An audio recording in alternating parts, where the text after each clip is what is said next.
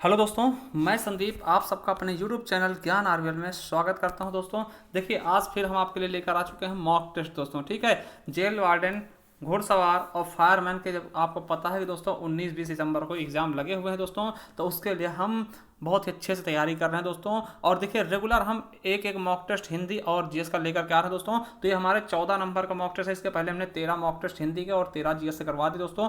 अगर आपने नहीं देखा दोस्तों तो जरूर देखिएगा। आप जाइए हमारे प्ले लिस्ट पर दोस्तों, वहां पर आपको मिल जाएगा jail warden fireman practice set के नाम से आपको एक पूरा फोल्डर मिल जाएगा दोस्तों। वहां पर जाइए, एक क्रम से लगे हुए मिल जाएंगे दोस्तों। जरूर देखिएगा, क्योंकि ये आपके आने वाले एग्जाम के लिए बहुत ही उपयोगी हो सकते हैं दोस्तों। ठीक है, तो आज हम 14वां नंबर मॉक टेस्ट लेकर के आए दोस्तों, प्रैक्टिस सेट लेकर के आए हिंदी का। देखिए, हिंदी के टोटल कितने 37 क्वेश्चन आएंगे दोस्तों। जैसा कि आपको पता है कि 150 में से 37 क्वेश्चन किसके होंगे, हिंदी के दोस्तों। ठीक, तो चलिए आज हम देखने वाले हैं पूरे के पूरे हिंदी के क्वेश्चन दोस्तों। ठीक है, हिंदी क्वेश्चन देखेंगे और इनको सॉल्व करेंगे दोस्तों। ठीक, तो चलिए शुरू करते हैं। देखिए, पहला क्वेश्चन क्या है, हिंदी वर्णमाला में व्यंजनों की संख्या कितनी है दोस्तों। तो हिंदी वर्णमाला में व्यंजनों की संख्या कितनी दोस्तों, इसका सही आंसर क्या होगा, 32 है, 34 है, 33 है या फिर 35 है दोस्तों। तो आपको बताना है व्यंजनों की संख्या दोस्तों। ठीक है, तो कितनी हो जाएगी, 33 हो जाएगी दोस्तों। कितनी हो जाएगी, 33 हो जाएगी दोस्तों। जैसा कि आपको पता है कि स्पर्शी व्यंजन, व्यंजन 3 प्रकार के होते हैं मुख्यतः। स्पर्शी व्यंजन दोस्तों, स्पर्शी व्यंजन, ठीक है, अंतस्थ व्यंजन और दोस्तों उष्म व्यंजन। कितने, उष्म व्यंजन दोस्तों। देखिए कितने कितने हो गए दोस्तों, उष्म व्यंजन कितने हो गए, स्पर्शी व्यंजन 25 हो गए दोस्तों, और फिर 4 हो गए अंतस्थ व्यंजन, यहाँ अलावा और का से लेकर वहां तक दोस्तों 5 वर्गों में होते हैं दोस्तों। तो 25 हो जाएंगे आपके स्पर्शी व्यंजन, और अंतस्थ व्यंजन 11 अलावा हो जाएंगे, और उस व्यंजन सासा साहा दोस्तों 4 ही हो जाएंगे। तो कितने हो गए दोस्तों, 5 4 9 4 13। तो कितने हो गए दोस्तों, टोटल कितने हो गए, 33 हो गए दोस्तों। तो 33 होते हैं व्यंजनों की संख्या। ठीक दोस्तों, अगर कुल पूछ ले दोस्तों तो कुल वर्णों की संख्या कितनी है, 52 है दोस्तों। कितने, कुल वर्णों की संख्या कितनी है, 52 दोस्तों। और जिसमें स्वरों की संख्या कितनी होती है, 11 दोस्तों। ठीक है, 11 स्वर होते हैं, 2 अयोगवाह होते हैं दोस्तों। ठीक है, तो इस तरह से आपकी टोटल संख्या कितनी हो जाएगी, 52 हो जाएगी दोस्तों। ठीक है, चलिए एक बार जोड़ के दिखाते दोस्तों। चलिए पहले उसके बाद हम दूसरा ऑप्शन देखते हैं दोस्तों। दूसरा क्या है, क्वेश्चन नंबर, हिंदी वर्णमाला में स्वरों की कुल संख्या कितनी दोस्तों। तो स्वरों की कुल संख्या कितनी दोस्तों, 11। देखिए 13 मत करिएगा दोस्तों, क्योंकि अंक और आहा जो होते हैं दोस्तों, अंक और आहा वो क्या होते हैं, उनको अयोगवाह की श्रेणी में रखा जाता है। उन्हें हम स्वर ना कि व्यंजन किसी में भी हम उनको नहीं रखते दोस्तों। तो हमारे 11 स्वर हो जाते हैं दोस्तों। देखिए टोटल 52 कैसे हो गए दोस्तों, देखिएगा 11 स्वर हो गए दोस्तों, 2 अयोगवाह हो गए, 33 हमने व्यंजन बता दिए दोस्तों। ठीक है, और आपके 4 होते हैं दोस्तों क्या, संयुक्त व्यंजन है ना, छत्रंग आश्रा दोस्तों, और 2 होते हैं द्विगुण या उत्क्षिप्त व्यंजन। तो टोटल हो गए आपके 52 दोस्तों। इनको जोड़ लीजिएगा दोस्तों, 52 आ जाएगा। 11 का हो गया स्वर हो गए, 2 हो गए आपके अयोगवाह, अंक और आहा दोस्तों। 33 आपने बता दिया कि जिसमें 25 वर्गीय होंगे, और 4 अंतस्थ और 4 आपके संघर्षी व्यंजन हो जाएंगे। और ये 4 किसके हो गए, संयुक्त व्यंजन, छत्रंग आश्रा, और 2 हो गए अढ़ा और अढ़ा दोस्तों, ये वाले। ठीक दोस्तों, तो ये होगा टोटल आपके 52। अगर क्वेश्चन आएगा कि वर्णों की संख्या टोटल कितनी है, 52 बताना दोस्तों, और स्वरों की संख्या कितनी है तो 11 बताना, और अगर व्यंजन की संख्या पूछता 33 बताना, और अगर अयोगवाह की संख्या पूछे तो 2 अंक और आहा। ठीक दोस्तों, तो हमारा सही ऑप्शन क्या जाएगा, 11 नंबर। इसमें कौन सा है, 33 नंबर। व्यंजनों की संख्या कितनी, 33, और वर्णों की संख्या, कुल वर्णों की संख्या कितनी है, 52, और अगर स्वरों की संख्या पूछे तो 11 दोस्तों। ठीक, चलिए अगला क्वेश्चन है, रेखांकित का कारक बताइए। मेढक को पत्थर से मत मारो दोस्तों। क्या है कि मेढक को पत्थर से मत मारो दोस्तों। देखिए यहां पे पत्थर से मारने की बात की जा रही है दोस्तों। यहां देखिए, यहां पर नहीं पूछा, मेढक को नहीं पूछा, पत्थर में पूछा। देखिए कारक चिन्ह उसके बाद वाले जाता है। जैसे मेढक से पूछता तो इसमें क्या होता, कर्म हो जाता, कर्ता ने कर्म को, क्योंकि मेढक में क्या, मेढक के बाद को आया जिसको हम कहते हैं मेढक में कौन सा कारक है तो कर्म बोल देते दोस्तों। ठीक है, अब यहां पत्थर में पूछा गया दोस्तों, तो पत्थर से यानी क्या होगा, से दोस्तों क्या हो जाएगा हमारा, करण कारक दोस्तों। समझ में आता है कि देखिए इसके जो चीज पूछता है, अभी यहां पे रेखांकित शब्द मेढक कहता है, मेढक में तो उसके बाद वाला तुरंत देखते दोस्तों। अब पत्थर में तो पत्थर के बाद वाला देखेंगे दोस्तों। ठीक है, तो ये चीज आपको देखना होता है, जस्ट उसके बाद वाला ही कारक चिन्ह उसमें होता है दोस्तों। चलिए अगला क्वेश्चन देखते हैं दोस्तों। नेक्स्ट क्वेश्चन क्या हमारा, अगला क्वेश्चन है, वह भला आदमी चला गया, वाक्य में विशेष से होगा दोस्तों।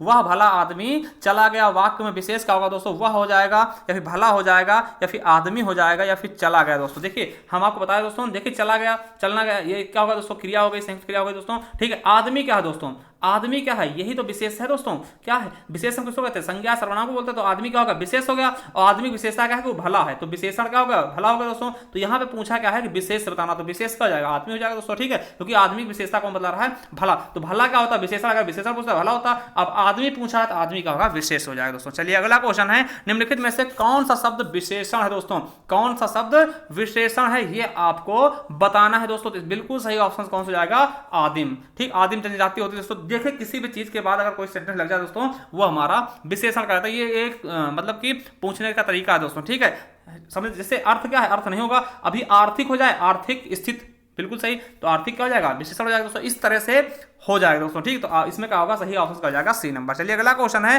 किसी निश्चित व्यक्ति, वस्तु, घटना या कर्म के लिए प्रयुक्त होने वाले सर्वनाम को क्या कहते हैं दोस्तों, किसी भी निश्चित चीज के लिए दोस्तों, ठीक है। देखिए आप किसी भी निश्चित चीज के लिए जो प्रयोग करोगे दोस्तों, वो कौन सा आपका सर्वनाम होगा दोस्तों, इसके बारे में इसमें पूछा गया दोस्तों। तो क्या हो जाएगा, निश्चयवाचक हो जाएगा दोस्तों, जिसमें निश्चित होगा, है ना, ये है वो, है ना, ये मेरी कलम तो क्या निश्चित हो गए दोस्तों, है ना। अनिश्चित कोई आ रहा है तो कोई कौन आ रहा है दोस्तों, ये आपका अनिश्चित है दोस्तों ना।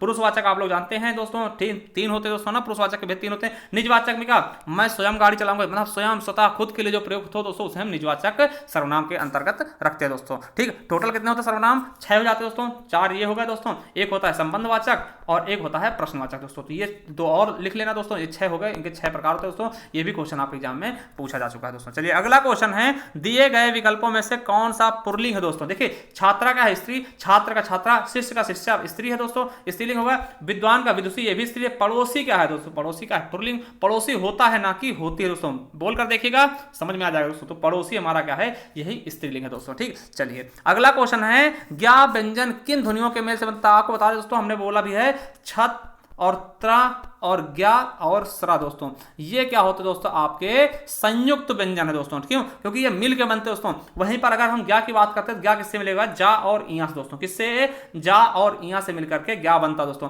अगर छा पूछता तो का और सा से, क्योंकि बहुत बार पूछा था, इनको जरूर याद रखना, का के नीचे हलन होगा खाखड़कोड़ा से दोस्तों। वहीं त्रा तो ता और रा, त्रा बोलते ता और रा की ध्वनि आती है दोस्तों। वहीं पर अगर स्रा की बात करते हैं, सा और रा की दोस्तों, ठीक। तो ये चीजें आपको याद रखना, चारों बहुत बार पूछेंगे दोस्तों, ठीक है। चलिए अगला है, किस क्रम में सघोष महाप्राण काकल्य व्यंजन दोस्तों, बहुत इंपॉर्टेंट, काकल्य व्यंजन किसे कहते हैं, यही क्वेश्चन आपके एग्जाम में पूछा गया फॉरेस्ट गार्ड में दोस्तों। तो काकल्य व्यंजन क्या है दोस्तों, अगर आपने नहीं पढ़ा दोस्तों तो जरूर याद रखिएगा दोस्तों। काकल्य व्यंजन किसको कहते हैं, हा को हम काकल्य व्यंजन कहते हैं, वेरी वेरी इंपॉर्टेंट है, और ये क्वेश्चन आपके एग्जाम में भी पूछा जा चुका फॉरेस्ट गार्ड में दोस्तों, ठीक है। क्या है काकल्य व्यंजन, कौन होता है, तो हा दोस्तों, ठीक, हा को हम काकल्य व्यंजन कहते हैं। चलिए अगला क्वेश्चन है, किस क्रम में डा और ढा के व्यंजन के लिए सटीक बात की गई दोस्तों। तो सटीक बात ढा और ढा के लिए कौन से दोस्तों, इसके बारे में आपको बताना है दोस्तों। क्या है, तो ये दोस्तों उत्क्षिप्त मूर्धन है दोस्तों, मगर इसके नीचे क्या होना चाहिए दोस्तों, बिंदी होना चाहिए। देखिए उत्क्षिप्त व्यंजन क्या होंगे दोस्तों, इनके अंदर बिंदी होना चाहिए। उत्क्षिप्त या द्विगुण भी बोलते हैं दोस्तों इनको हम, ठीक है। देखिए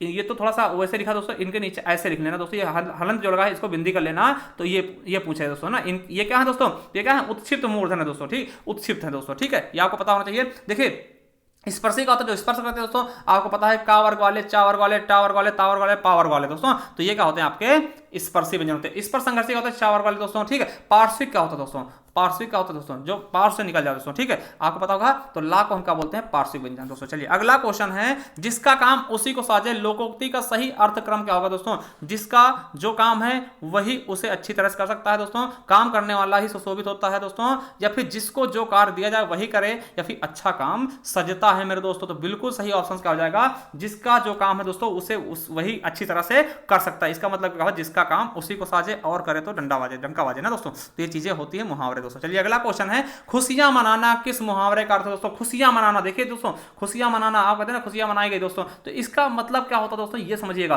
खुशियां मनाना मतलब क्या होता है, घूरे के दिन फिरना दोस्तों, ये गलत है दोस्तों, ठीक है। और दूसरा है घी के दिए जलाना, बिल्कुल घी के दीपक जलाना मतलब क्या, खुशियां मनाना, ठीक है दोस्तों। तो ये चीजें आपको पता होनी चाहिए दोस्तों, मतलब क्या होना चाहिए, घी के दिए जलाना, ठीक दोस्तों। घर में गंगा बहना मतलब उस चीज की बहुत ज्यादा वो हो जाना दोस्तों, घर में गंगा बहना मतलब क्या, बहुत ज्यादा वो चीज पर्याप्त हो गई दोस्तों, ठीक है। चलिए अगला है, तद्भव शब्द का चयन करिए। तद्भव मतलब क्या, हिंदी वाला शब्द दोस्तों, पीड़ा, केरा, शिल्प या फिर पर्याप्त दोस्तों। तो इसमें हिंदी वाला शब्द कौन सा है दोस्तों, वो हमें बताना। तो पीड़ा हो जाएगा दोस्तों, यही क्या है दोस्तों, तद्भव शब्द है दोस्तों। चलिए अगला क्वेश्चन है, निम्नलिखित में से शुद्ध भाग का चयन करें। शुद्ध भाग कौन सा दोस्तों, उसके बारे में बताना दोस्तों। उनके सिर के बाल सफेद और चमकीले थे सन की तरह दोस्तों, ये तो गलत हो गया, बिल्कुल गलत है दोस्तों। ठीक है, सिर के बाल सन की तरह सफेद और चमकीले थे उनके, ये भी देखिए उनके यहाँ पे आ गया दोस्तों। ठीक है, ये सन की तरह बाद में आ रहा था, ये पहले आना चाहिए कहीं पे दोस्तों। उनके सर के बाल सन की तरह सफेद और चमकीले थे दोस्तों, ये हमें थोड़ा अच्छा लग रहा है दोस्तों। ठीक है, सन की तरह सफेद और चमकीले थे उनके सिर के बाल, तो ये दोस्तों ये गलत है दोस्तों, ये एक सही क्रम में लिखा है, उनके सिर के बाल सन की तरह सफेद और चमकीले थे दोस्तों। सन क्या होता है दोस्तों? पटसन आपने सुना होगा दोस्तों, जिससे रस्सियां बुनी जाती है दोस्तों, उसको हम सन बोलते हैं दोस्तों। चलिए अगला क्वेश्चन है, शुद्ध वर्तनी का चयन करो दोस्तों। उद्धत किस तरह लिखा जाएगा दोस्तों? उद्धत किस तरह से लिखा जाएगा दोस्तों? तो बिल्कुल सही ऑप्शन सी दोस्तों, इस तरह से लिखा था उद्धत। उद्धत का विलोम शब्द क्या था? विनीत दोस्तों, विनीत है ना। उद्धत मतलब का उजड टाइप का दोस्तों, विनीत मतलब क्या था? एकदम विनम्र टाइप का, तो उद्धत का विलोम क्या होगा दोस्तों? विनीत हो जाएगा दोस्तों। ठीक, विनीत थोड़ा बड़ी की मात्रा लगाएंगे दोस्तों, ऐसा होगा विनीत दोस्तों। ठीक, तो ये याद रखेंगे आप लोग। ठीक, चलिए अगला है कि नीचे दिए गए विकल्पों में से नग शब्द के लिए पर्यायवाची शब्द चुनिए। नग मीन्स क्या होता है दोस्तों? पर्वत, किंकर, तरी और स्तर दोस्तों, तो बिल्कुल और बिल्कुल सही ऑप्शन क्या हो जाएगा? नग मीन्स क्या होता है दोस्तों? पर्वत। अचल मीन्स भी पर्वत होता है दोस्तों, तो ये चीजें आपको याद रखना है दोस्तों। चलिए अगला क्वेश्चन देखते हैं। ध्वंस का विलोम शब्द क्या होगा दोस्तों? ध्वंस मतलब क्या होता है दोस्तों? किसी चीज को गिराना।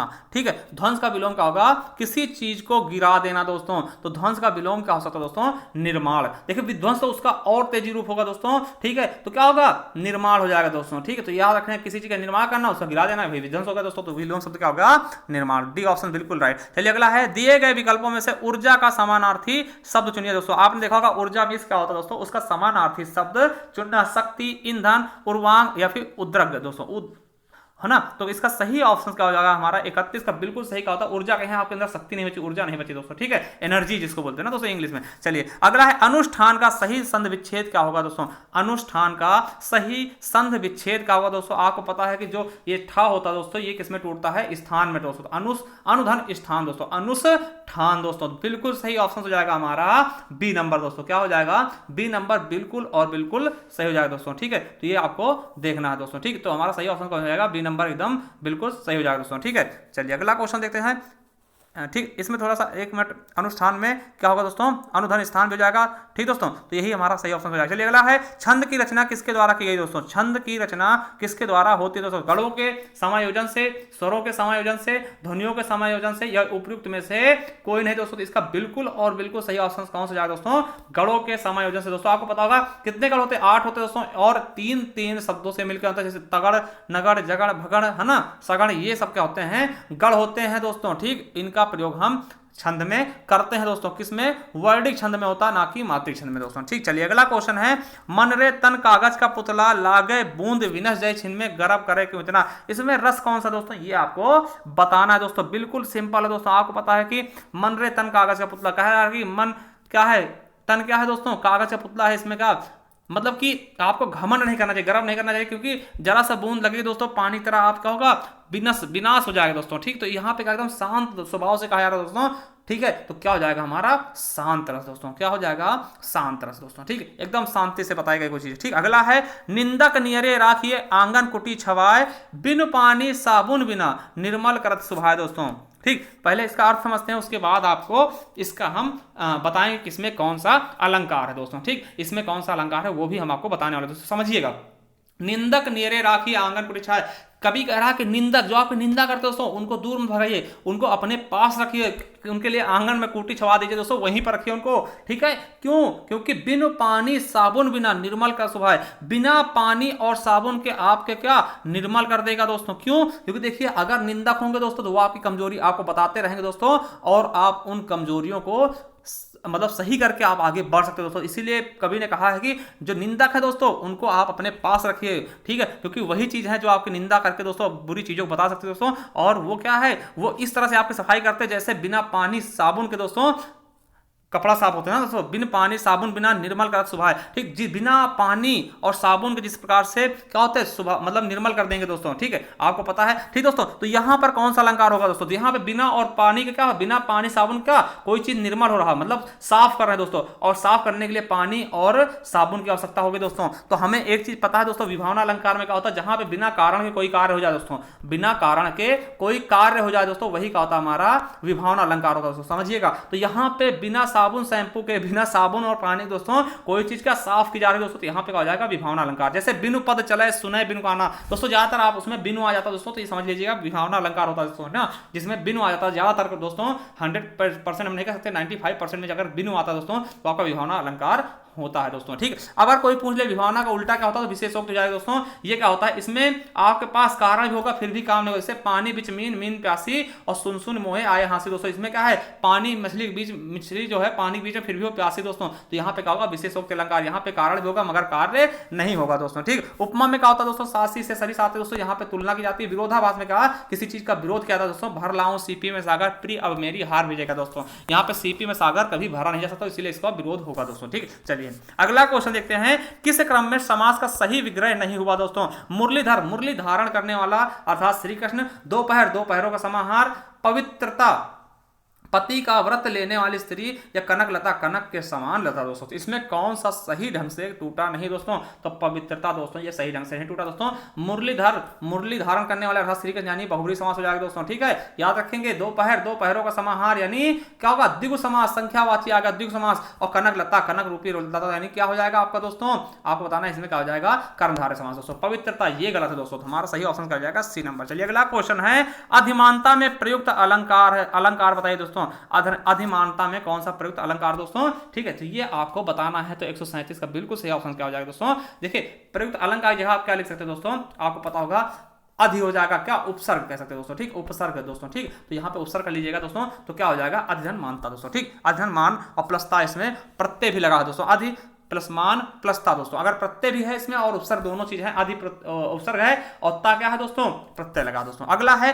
कौरवी किस बोली को बोलते हैं, कौरवी किस बोली को बोले जाते हैं दोस्तों, वेरी वेरी इंपॉर्टेंट क्वेश्चन है दोस्तों। कौरवी किस बोली को बोलते हैं दोस्तों, तो 138 का बिल्कुल सही ऑप्शन क्या होगा, खड़ी बोली को हम कौरवी बोलते हैं दोस्तों, क्योंकि ये कौरव प्रांत की बोली दोस्तों। ठीक है, ये मेरठ के आसपास दोस्तों, आपको पता होगा हस्तिनापुर के आसपास बोले जाते हैं दोस्तों। ठीक है, तो इसलिए इसको कौरवी को क्या बोलते हैं, खड़ी बोली दोस्तों। ठीक है, चलिए अवधि आप जानते हैं दोस्तों, ये अवध के आसपास यानी लखनऊ के आसपास की बोली दोस्तों, छत्तीसगढ़ के आसपास, और मारवाड़ी ये क्या दोस्तों आपके राजस्थान की बोली दोस्तों, तो याद रख लेंगे दोस्तों। ठीक है, ये सब किसकी बोली दोस्तों, देखिए बोलियों को, हिंदी की जो बोली है दोस्तों को 17 भाग में बांटते हैं और 5 उपभाषाओं में। ठीक दोस्तों, 5 उपभाषाओं, पूर्वी हिंदी, पश्चिमी हिंदी, बिहारी हिंदी, ठीक है, और राजस्थानी हिंदी और पहाड़ी हिंदी, ये 5 उपभाषा होती है। इनके अंतर्गत हम 17 से 18 बोलियों में बांट देते हैं दोस्तों। अगला है बांगरू किस उपभाषा की बोली दोस्तों, बांगरू किस उपभाषा की बोली दोस्तों, तो आपको पता होगा दोस्तों पश्चिमी हिंदी दोस्तों। बांगरू किसको बोलते हैं, हरियाणवी को हम बांगरू भी बोलते हैं दोस्तों, क्या हरियाणवी भाषा को हम बांगरू बोलते हैं, जादू बोलते हैं दोस्तों, है ना, और ये पश्चिमी बोली के अंतर्गत आती है दोस्तों। पश्चिमी बोली के अंतर्गत जैसे कन्नौजी हो गया,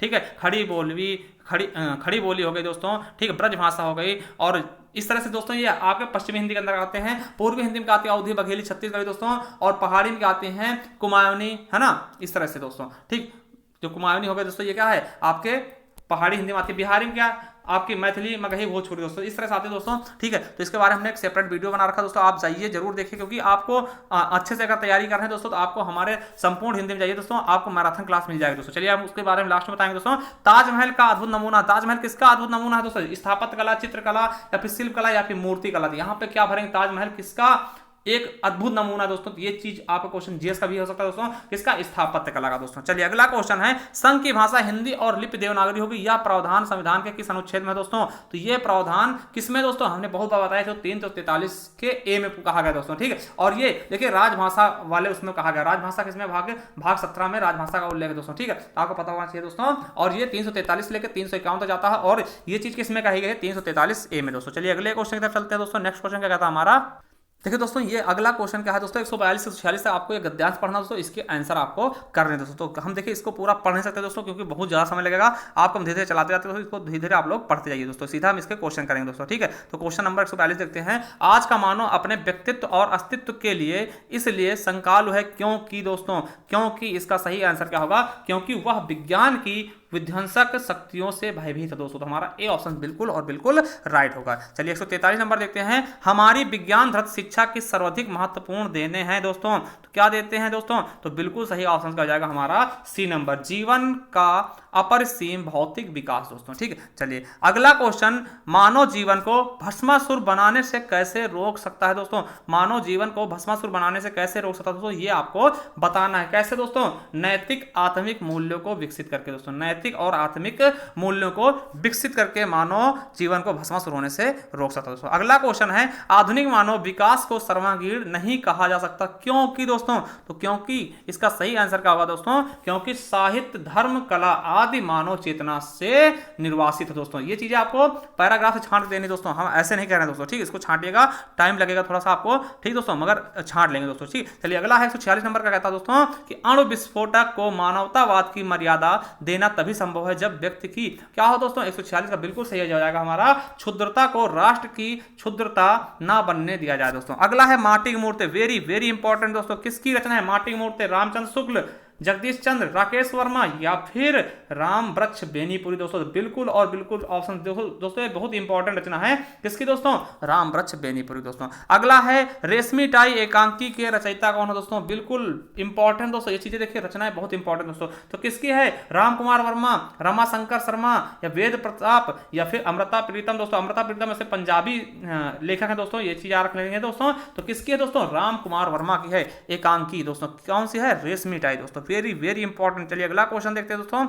अगला क्वेश्चन क्या है, विनय पत्रिका किस कवि की रचना है दोस्तों, तो विनय पत्रिका किसकी दोस्तों, तुलसीदास, सूरदास, रहीम दास या फिर कबीर दास दोस्तों। देखिए सभी दास आ गए दोस्तों, तो किसकी है विनय पत्रिका दोस्तों, किसकी है, तुलसीदास जी की। तुलसीदास जी की सबसे महत्वपूर्ण कौन सा दोस्तों माहाकाव्य कौन सा है, रामचरितमानस दोस्तों, ठीक है। चलिए अगला है बिखरे मोती का पहला कहानी संग्रह दोस्तों, किसका है, बिखरे मोती कहानी संग्रह किसका दोस्तों, तो सुभद्रा कुमारी चौहान का दोस्तों, किसका है, सुभद्रा कुमारी चौहान दोस्तों, तो वेरी वेरी इंपॉर्टेंट ये भी था दोस्तों। चलिए अब देखिए दोस्तों, अगर आप पहले के नहीं देखे दोस्तों, क्योंकि 14वां मॉक टेस्ट है दोस्तों, इसके पहले के मॉक टेस्ट अगर आपने नहीं देखे दोस्तों, तो हमारे चैनल के प्लेलिस्ट पे जाइए दोस्तों, सर्च करिए ज्ञान आर्यभट्ट दोस्तों, और प्लेलिस्ट पे जाएंगे जैसे, तो दोस्तों आपको इस तरह से प्लेलिस्ट मिलेगा, jail warden fireman practice series पे जाइए दोस्तों, एक तरफ से वीडियो मिलेंगे दोस्तों, उनको कर लीजिए दोस्तों। इसके अलावा देखिए मैराथन क्लास हमने चलाई दोस्तों, हिंदी में अगर आपको किसी टॉपिक में दिक्कत है दोस्तों, इस पे जाइए दोस्तों, और मैराथन क्लास में जाइए दोस्तों, आप बिल्कुल एक सीरीज से कोई भी चैप्टर खोलेंगे दोस्तों, उसमें हमने एक ही वीडियो में सब कुछ पढ़ाया दोस्तों, चाहे अगर वर्णमाला में दिक्कत तो वर्णमाला खोलिए दोस्तों, उसमें एक ही वीडियो में हमने सब कुछ पढ़ाया, और उसके लास्ट में क्वेश्चन भी करवा दे दोस्तों, अलंकार की वीडियो सबसे ज्यादा चलिए दोस्तों हमारी, ठीक, तो देखिएगा दोस्तों, अगर पसंद आए तो हमें कमेंट बॉक्स में कमेंट जरूर करना दोस्तों, और चैनल सब्सक्राइब कर लेना अगर आप नए हैं तो, क्योंकि इसी तरह की वीडियो हम रेगुलर लेके आते हैं दोस्तों। मॉक टेस्ट हम जब तक पेपर नहीं हो जाएगा दोस्तों तब तक आपके लिए लाते रहेंगे दोस्तों, इसके बाद हम यूपीएससी शुरू कर देंगे दोस्तों, तो हमारे चैनल से जुड़े रहें। थैंक यू, धन्यवाद।